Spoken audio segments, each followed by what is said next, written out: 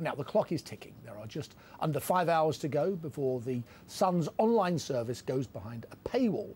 From midnight tonight, Britain's best-selling tabloid will cost £2 a week to read via the internet, with users having to subscribe to the newly branded Sun Plus service. Sky's Neil Patterson reports. Famed for its pithy headlines, with an attitude that befits Britain's best-selling newspaper, the Sun's formula has proved highly successful. And yet, in charging for online content, it's acknowledging that news needs to be delivered in ways other than the paperboy. And fading through. A deal to show Premiership goals is an innovative tactic, and one which the Sun hopes will leave its rivals playing keepy-uppy. I don't think you're seeing the demise of Fleet Street. I think you're seeing Fleet Street looking at the business model of free internet and deciding that it's not really a sustainable model anymore. We've all got great websites. I mean, there's some fantastic websites for British newspapers. Some of them are market leaders in the world. But the advertising model, unfortunately, isn't really keeping pace with that. The Wall Street Journal was the first newspaper to install a paywall in 1996, and now its stable of services boasts nearly 1.4 million paid digital subscribers. When Rupert Murdoch took the Times and Sunday Times behind a paywall 13 years later, traffic to the site fell by 90%. It now has more than 250,000 online subscribers. As advertisers won't pay premium rates when those numbers drop, it's predicted the Sun will need to make up the shortfall by getting as many as 340,000 subscribers. Yet some suggest an alternative. In The Guardian's East London coffee shop, you pay East London prices for a trendy skinny frothy latte, but its online offerings are free and will remain so. We feel we're doing pretty well with a sort of mass, if you like, broadsheet proposition online, but other players, you know, want to try and make readers pay and go down a subscription road, and that might be quite a good thing. What I think isn't clear is that the market's big enough to support everybody doing exactly the same thing, so some divergence might be quite good for Fleet Street in the long run. It's incredibly difficult to predict on which side of the paywall the newspapers need to be to survive. Even here in the Sky newsroom, we simply can't agree. Save for one thing, that those newspapers which have yet to come up with a fully fleshed out digital strategy, well, they'd best get a move on. Circulations are declining, but there are also new competitors in the marketplace, whether they're Huffington Post or indeed services like Google News and so on, that that in truth what you end up with is a number of titles that simply don't make it through this process a number of years from now, and that there will be fewer of them about, at least at the scale that they've enjoyed in recent years. Like many a football fan, the Sun starts the season full of hope. But if their change in online tactics doesn't work, by year's end they might just be sick as a parrot. Neil Patterson, Sky News. Well, joining me now is David Dinsmore, editor of The Sun. David, nice to see you. Thank you for coming in. Can we just go through those basic numbers again? You have something like every day 1.7 million unique browsers on the current Sun website. You've got to convert about 340,000 of those into paying customers. That's right, isn't it? Why would they do it? Why will they not say, well, we'll just go to the Mirror and the Mail for free?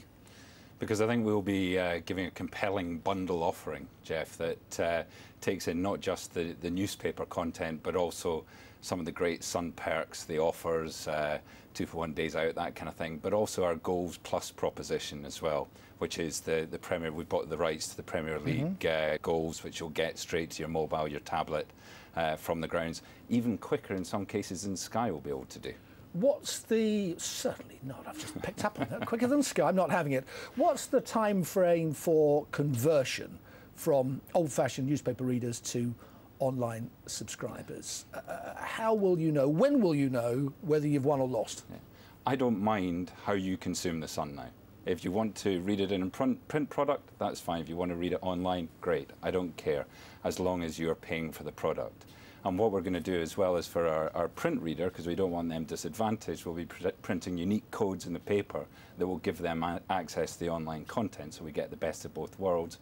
And we will also learn who those readers are, because currently they hand over 40p in a shop, we don't know who they are. What about those readers? 4 years ago, August 2009, The Sun was selling 3.1 million copies. Today, I believe it's selling at about 2.2 million copies. So 900,000 readers have gone missing in 4 years. That's a really savage rate of attrition. Instead of going behind a paywall, why don't you lock them in with subscription offers? Because, well, one, at 40p, there's not a lot of margin there to play with. you're also looking at, you know, this is a long-term game. We don't believe that the free model is sustainable. Other people can try it, and you know, other people are making a good fist of it. But we don't believe in our particular world that that is the long-term future. I can't sit here now and tell you 100% yes, this is going to work, and it may tweak many ways down the road. But I think that this is the road that we have to be travelling down. That rate of attrition, David, from 3.1 million to 2.2 million in 4 years is a really steep downward curve. At that rate, there won't be much left of the newspaper, will there, won't be much left in 5 years' time? I mean, do you see a time in 5 years, 10 years' time when the paper goes? Sun will be entirely online? Certainly not the Sun.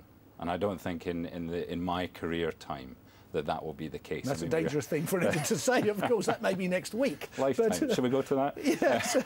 No, I think that, you know, we're still selling 2.3 million papers a year. At our 3 print sites in the UK, we print 2.1 billion newspapers a year. Not all of them, admittedly, are our titles, but that is hell of a lot of print copy still out there on a daily basis. So I think in a much more fragmented marketplace, then print still has a massive part to play. People always talk about there being a rump, core old-fashioned readers, if I can put it that way, who will always prefer a newspaper. What do you think that number is for the Sun? Currently it's 2.3 million. But it's going down at a rapid rate. Yeah, but I mean, it's one of the things is it's not so much the number of people who are engaging with the brand, because we have many more people who buy 1 or 2 copies a week. And getting that frequency up is another key thing, which is why we're doing the print subscription idea, so that people will have to collect codes. So if I can drive frequency through the print product and drive subscribers through the online product, that's quite a healthy mixture. And very briefly, David, lo and behold, we have a copy of The Sun right there. I'm not sure if our viewers can see that. I hope they can. I won't turn to it, but page 3, no naked woman today. She's on page 7 or 8 somewhere. Is that an aberration or a trend? No, well, I don't think page 3 has to stay in page 3. You know, it's all about breaking rules, changing things, having some fun. All the things that journalists are good at. Exactly. David Dinsmore, nice to see you. Thank you for coming in. Thanks. Next on